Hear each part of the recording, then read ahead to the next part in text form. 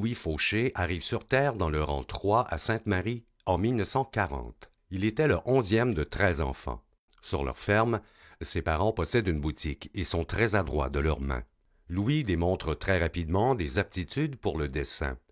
Il fréquente l'école de l'agriculture à Sherbrooke après sa 9e année et en ressort plutôt ferré en menuiserie. J'ai commencé à rêver, je travaillais comme soudeur chez mon frère, puis ça me suffisait pas, je voulais vraiment faire autre chose, je voulais être mon patron, je voulais faire de la création de machinerie. C'était bien important pour moi, la réparation, j'en avais soupé. Est arrivé le mois de mai 64, où là, un bon matin, j'ai laissé ma job, puis là, on a commencé à construire. J'ai demandé un prêt dans l'hiver, j'ai demandé un prêt à la Caisse populaire, et puis ils trouvaient que j'avais pas beaucoup d'argent. J'ai refait une deuxième demande à la Caisse populaire qui a encore été refusée. Et puis là, je me suis dit, non, ils ne me refuseront pas tout le temps. Ils disent, j'ai rien pour répondre, on va en faire quelque chose pour répondre. Alors, j'ai construit la bâtisse. Et puis la journée que ça a été fini de construire, j'ai rappelé la Caisse pour refaire une troisième demande. Et à ce moment-là, ils m'ont répondu quelque chose qui voulait à peu près dire ça. Viens signer tête de cochon, tu sais, t'es trop cabochon, toi, on va te prêter l'argent. Édith Chassé, fille de Charles, passe du statut de blonde à celui d'épouse en 1966. Ensemble, ils usineront 3 enfants, Patrice, Annie et André. Bientôt, Louis engage son premier employé, Étienne Labbé.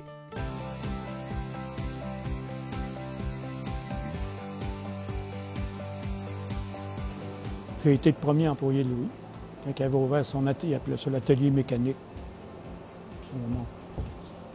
Louis Fauché, je ne me souviens pas, mais il appelait ça l'atelier mécanique. Il avait commencé tout seul, je suis venu son premier employé. Il faisait de la réparation.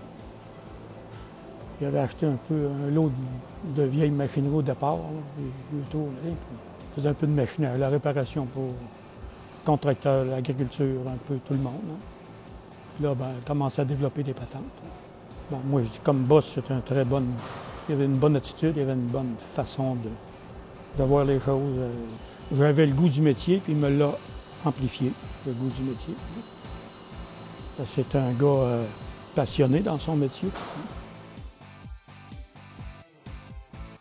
On a inventé les machines pour envelopper le pain.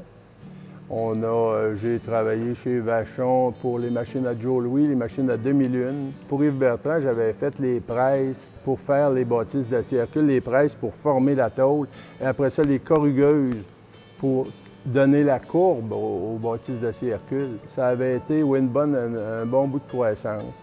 Par contre, c'est arrivé qu'avec les machines à pain, c'était fait pour les petites boulangeries. On avait mis au point, pour les boulangeries de campagne, une enveloppeuse à pain qui enveloppait 60 pains minutes. Mais on a eu un petit problème. On avait signé avec une compagnie de Sherbrooke pour 50 machines, donc j'avais acheté tout le matériel livrable temps par mois. Le timing n'était pas bon. Toutes les grosses entreprises sont mises à acheter les petites boulangeries. À ce moment-là, le marché a tombé, puis je suis resté avec du matériel pour 20 machines qui me sont restés sur les bras. J'avais perdu 40 000 $ à ce moment-là avec ces machines à pain-là. Louis ne fait jamais les choses comme les autres. Il trouve les façons d'amener des produits adaptés à chaque client et ça fonctionne. Ainsi, au fil des années, l'usine a connu 7 agrandissements. La volonté de notre homme le pousse à mettre à profit sa grande alliée, son ingéniosité. Louis Fauché a joué un rôle très important, pour ne pas dire, c'est lui qui a fait la différence pour être ce qu'on est aujourd'hui chez Garega. On allait de projet en projet, puis écoutez, c'est ce qui a fait la différence, puis on faisait des grandes choses avec peu de choses. Bien, moi, ce que j'ai aimé de Louis, c'était sa simplicité, sa sincérité, son esprit d'innovation, puis ces projets-là, pour moi, c'était très compliqué, et pour lui, c'était la simplicité même. Puis tous ces développements ont toujours été faits de façon simple. Puis, le temps prenant des rides, Louis Fauché mijote silencieusement un plan de transfert. Patrice, déjà dans le décor, sera-t-il l'homme de la situation? Alors, je voulais que Patrice, s'il voulait venir dans l'entreprise, il fallait qu'il y ait une deuxième langue. Il m'a dit, papa, j'ai pas besoin de ça. Il était jeune, puis il pensait qu'il n'avait pas besoin de ça. Puis ce que je voulais, c'était que les hommes respectent mon fils, parce que c'était très important. J'ai trop vu de fils à papa, comme on dit, aller s'asseoir dans le bureau en rentrant. Puis là, il a commencé à prendre des galons. Puis je lui ai dit un jour, si tu veux avoir mon poste en haut, il va falloir que tu le gagnes. Il va falloir que tu fasses tes preuves. Puis si tu fais tes preuves, tout le monde va te respecter dans l'usine parce que tu vas avoir passé tous les échelons.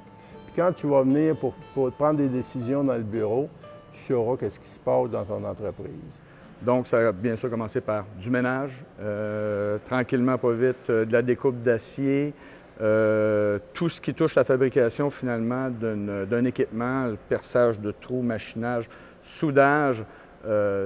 Même si je n'étudiais pas nécessairement soudage ou quoi que ce soit comme ça, j'ai appris à faire le travail manuel au départ. Et puis pendant mes études universitaires, j'ai commencé à prendre des cours aussi de dessin technique. Ce qui a fait en fait, je suis devenu dessinateur un certain temps, pendant à peu près 5 ans, chez Mecanica, où est-ce que j'ai conçu de la machinerie après avoir appris à la fabriquer. Je m'étais mis dans l'idée que j'allais vendre des machines aux États-Unis, agrandir notre territoire. Et puis ma première expérience, bien écoutez, ça a été une catastrophe totale. Je suis arrivé chez le client avec ma petite chemise bleu pâle avec une petite cravate fleurie. Et puis j'ai rencontré le propriétaire qui était, écoute, à 4 pattes avec dans un rythme de bois, avec la chic dans la bouche, puis qui me regardait comme si j'étais la chose la plus étrange qu'il avait vue de sa vie. Et puis, bien, finalement, j'ai pas fait de vente. Moi, j'ai connu Patrice à 4 ans. La première fois que j'ai vu Patrice, il marchait ses mains, il faisait des pirouettes, il sautait partout. Ce petit gars-là débordait d'énergie. Fait que pour moi, de voir quelqu'un comme ça, je voulais être son ami. Patrice avait décidé, lui, de marcher ses mains, c'était bien, mais c'était pas assez. On descend les escaliers, ses mains. Ça, c'était Patrice. Quand il était jeune, c'était toujours de vouloir pousser un peu plus loin. Puis il passait toujours à côté de nous autres quand on faisait de la course. Au ballon tueur, c'était pas le genre à se baisser, il était plutôt le genre à sauter pour attraper le ballon. Il avait une volonté, puis quand il faisait quelque chose, il le faisait toujours au maximum. Donc, ça a été, dès le départ, je crois, mon père était partant aussi là-dedans, de faire de Mecanica, de transformer ça vraiment dans un endroit qui était agréable, qui était une place qui lookait professionnelle, parce que ça l'emmène premièrement des bons employés.